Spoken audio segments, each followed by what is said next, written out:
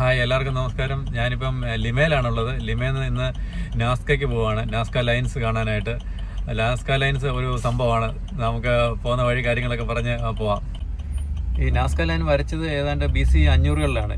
എന്തിനാണ് വരച്ചതെന്നുള്ളത് നമുക്കിപ്പോഴും അറിയില്ല. പക്ഷേ എല്ലാം നല്ല സിമെട്രിക്കും നല്ല പെർഫെക്റ്റ് ആയിട്ടാണ് പല രൂപങ്ങളും വരച്ചേക്കുന്നത്. ഈ കുരങ്ങൻ്റെ ഉണ്ട്, പക്ഷികളുടെ ഉണ്ട്, അങ്ങനെ പലതും. നല്ല രസം കാണാനായിട്ട്. ഭയങ്കര സിമെട്രിക്കലാണ് എല്ലാ ലൈൻസും. ഈ പടങ്ങളൊക്കെ ഭയങ്കര വലിപ്പമുള്ളതാണ്. ഒരു എയർപോർട്ടിൻ്റെ വലിപ്പമൊക്കെ ഉണ്ടെന്നാണ് പറയുന്നത് ഈ രൂപങ്ങൾക്ക്, ഈ പടം വരച്ചതിന്. അത് അവർ വരച്ചേക്കെന്ന് വെച്ചാൽ അവിടുത്തെ ഭൂമിയിലെ മുകളിലത്തെ മണ്ണ് ചുമന്ന നിറവും അടിയിലത്തെ മണ്ണ് വേറൊരു നിറവുമാണ്. അപ്പോൾ ഈ മുകളിലത്തെ മണ്ണ് മാറ്റിയിട്ടാണ് ഇവർ ഇത് വരച്ചേക്കുന്നത്. നമുക്ക് നേരിട്ട് കണ്ടിട്ട് ബാക്കി അഭിപ്രായങ്ങൾ പറയാം. നമ്മൾ വരുന്ന വഴിക്ക് ഒരു ബീച്ച് കണ്ട്, അപ്പോൾ ഒന്ന് ഇറങ്ങി കുറച്ച് നേരം റെസ്റ്റൊക്കെ എടുക്കാമെന്ന് വിചാരിച്ച്. നല്ല രസമുണ്ട് ഇവിടെ നിൽക്കാനാണ്. നല്ല കാറ്റും, വലിയ ചൂടൊന്നുമില്ല. 21 ഡിഗ്രിയാണ് കാണിക്കുന്നത്.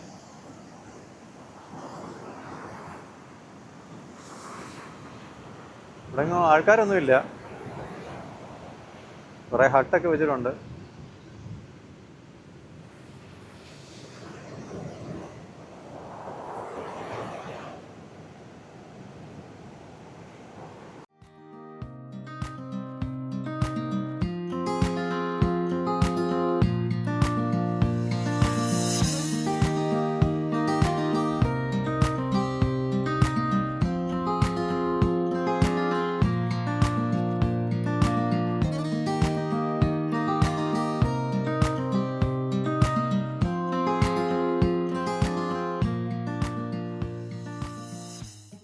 നമ്മളങ്ങനെ ഏകദേശം നാസ്ക എത്താറായി.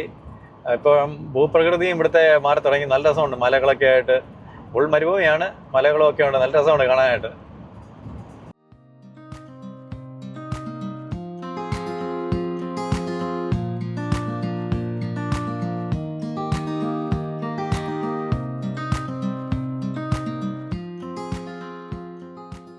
നമ്മൾ ടണലിനകത്തിലോട്ട് കയറുകയാണ്.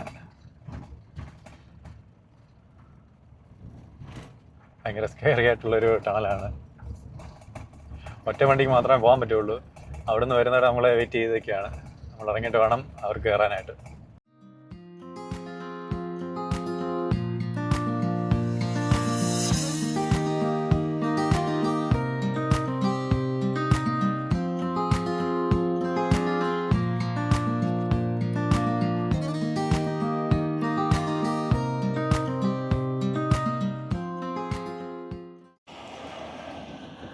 നമുക്ക് പോകേണ്ടുന്ന റോഡാണ് ഈ കാണുന്നത്. താഴെ ഇറങ്ങി പോയിട്ടാണ് നാസ്ക ലൈൻ ഉള്ളത്. ഇനിയും കുറേ കൂടെ പോകാനുണ്ട്. ഒരു 33 കിലോമീറ്റർ ഉണ്ട് ഇവിടുന്ന്. നമ്മളങ്ങനെ ആദ്യത്തെ നാസ്ക ലൈനിൻ്റെ അടുത്തെത്തി. ഇവിടുന്ന് ടിക്കറ്റ് എടുക്കണമെന്ന് തോന്നുന്നു. ഞാൻ ചോദിച്ച് നോക്കട്ടെ. ഇവിടെ ആരെയും കാണുന്നില്ല. ഇല്ലെങ്കിൽ നമുക്ക് അല്ലാതെ കയറാം. അവിടെയാണ് കാണുന്നത്. അവിടെ ആ ലൈനുകളൊക്കെയാണ് നാസ്ക ലൈൻ എന്ന് പറയുന്നത്. ഇതൊക്കെ ചെറുതാണ്. നമുക്ക് ഫ്ലൈറ്റിൽ പോയിട്ട് കാണുന്നതാണ് ഏറ്റവും വലുത്. നമുക്ക് മുകളിൽ കയറാതെ തന്നെ കാണാൻ പറ്റുന്നുണ്ട്. അവിടെ കുറേ മനുഷ്യരുടെ രൂപങ്ങളൊക്കെ ഉണ്ട്. അതാണ് നാസ്ക ലൈൻസ് എന്ന് പറയുന്നത്. മുകളിൽ കയറി നോക്കാം നമുക്ക് വേറെ ലൈനുകളൊക്കെ ഉണ്ടോ എന്നുള്ളത് കാണാം.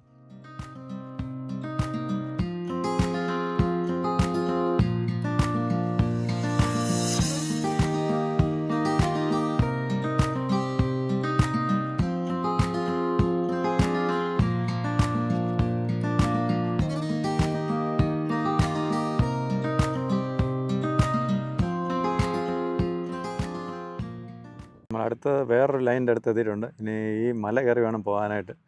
അവിടെ ചെന്ന് മേളിൽ നിന്ന് കാണാൻ പറ്റും. അങ്ങോട്ട് പോയി നോക്കാം.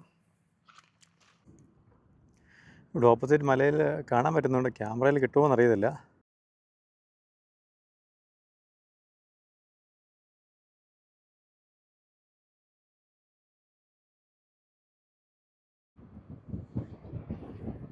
നമ്മളിപ്പോൾ 3ാമത്തെ ലൈൻസിൻ്റെ അടുത്തെത്തി.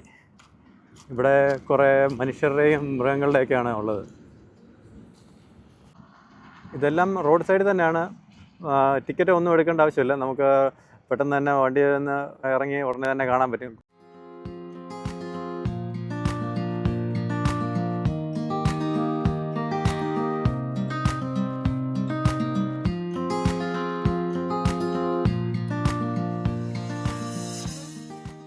ഹൈവേ അതാണ്. അവിടുന്ന് നമുക്ക് ഇത്രയേ ഉള്ളൂ, ഒരു 100 മീറ്റർ നടക്കാനേ ഉള്ളൂ. മിക്കവാറുള്ളതെല്ലാം അങ്ങനെ തന്നെയാണ്. ഈ ലൈൻസ് എല്ലാം ഇങ്ങനെ തന്നെയാണ്